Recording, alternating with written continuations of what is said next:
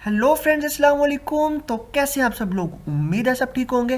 Friends, आज हमारा topic है कोड टैग और आज हम कोड टैग को कम्प्लीटली डिस्कस करने वाले हैं। तो स्टार्ट करते हैं। फ्रेंड्स, यहाँ पर जो लेफ्ट साइड में मैं कोड एडिटर यूज़ कर रहा हूँ, यहाँ पर जितनी मैं कोडिंग करूँगा इसका आपको यहाँ पर आउटपुट क्रोम ब्राउज़र पर नजर आएगा, क्रोम के अंदर नजर आएगा।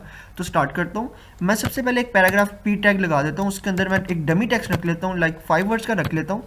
ठीक है, एक डमी टेक्स्ट है और इसका मैं आपको आउटपुट दिखाता हूँ। तो जैसे ही यहाँ पे रिफ्रेश करूँ आप इसका देख सकते हैं। अगर मैं थोड़ा सा इसको जूम कर लूँ तो आप यहाँ पर इसका आउटपुट देखें कैसे सिंपल सा है, जैसे पैराग्राफ के सिंपल जो इसका नॉर्मल फॉर्मेट है, टेक्स्ट फॉर्मेट है, वो आ रहा है।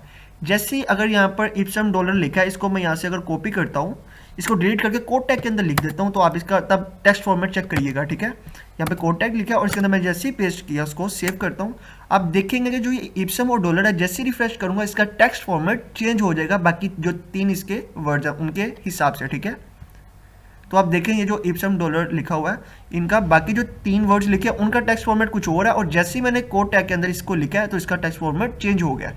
बेसिकली इसको हम जब हम CSS यूज़ करेंगे तब भी हम इसका जो टेक्स्ट फॉर्मेट, फ़ॉन्ट का जो टेक्स्ट फॉर्मेट है उसको हम चेंज कर सकते हैं।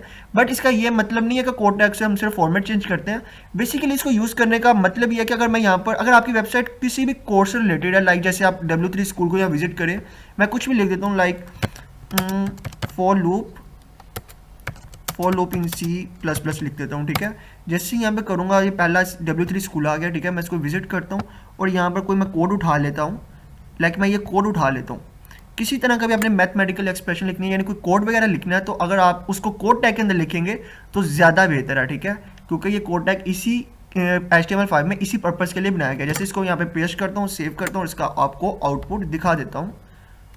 तो फ्रेंड्स, आप देख सकते हैं यहाँ पर, आप इसका आउटपुट देख सकते हैं। मगर थोड़ा इसको जूम आउट कर लूँ तो किस तरह ये आ रहा है। ठीक है, और थोड़ा सा यहाँ पर टेक्स्ट फॉर्मेट भी चेंज हुआ है। ठीक है, जो कि हमें अंदर लिखा है ये सारा, इसका टेक्स्ट फॉर्मेट चेंज है। तो फ्रेंड्स, आपको कैसी लगी ये वीडियो? अगर आपको ये वीडियो पसंद आई है तो मेरे चैनल टेक्निकल आदिल को सब्सक्राइब करना ना भूलिएगा और इस वीडियो को ज़्यादा से ज़्यादा शेयर और लाइक कर दीजिएगा। और आप और अपना ख्याल रखिएगा। अल्लाह हाफिज़।